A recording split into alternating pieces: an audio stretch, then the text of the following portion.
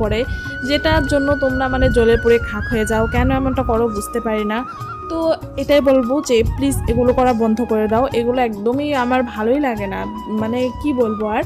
তো এই যে কান ভাঙানো অন্যের কাছে গিয়ে আমার নামে বা যাই হোক না কেন, যার নামেই হোক, তো কান ভাঙানো এইগুলো বন্ধ করে দাও।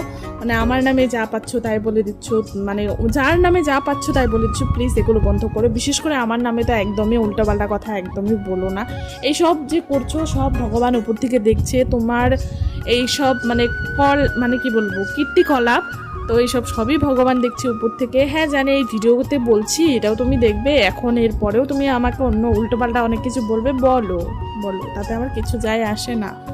তো উপর থেকে ভগবান তো দেখছে, সবই দেখবে, কার সাথে কেন তোমার সাথে এরকমটা হচ্ছে বা আমার সাথে এরকমটা হচ্ছে, সবই ভগবানের খাতায় লেখা আছে, ঠিক আছে? সো প্লিজ আমার সাথে এরকম করা বন্ধ করে দাও, এটাই বলবো। তো যাই হোক, আজকে অনেক এমন কথা বলে ফেললাম, তাতে তোমরা কিছু মনে করো না গাইস, এটা তোমাদের জন্য না।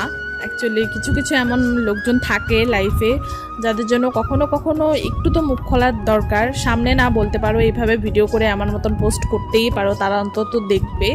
তো যাই হোক, ছাড়ো, বাদ দাও।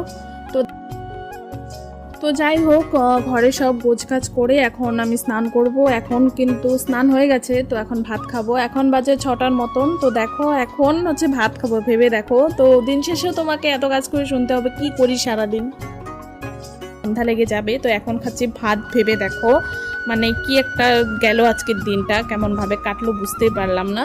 তো যাই হোক, সন্ধ্যার সময় তো ভাত ছাত খেয়ে মানে সন্ধ্যার একটু আগে, তো এখন যাবো হচ্ছে সন্ধ্যা দিতে। এই যে চলে আসলাম ঠাকুর ঘরে, তো এখন সন্ধ্যা দেব। তো চলো সন্ধ্যাটা দিয়ে নিই।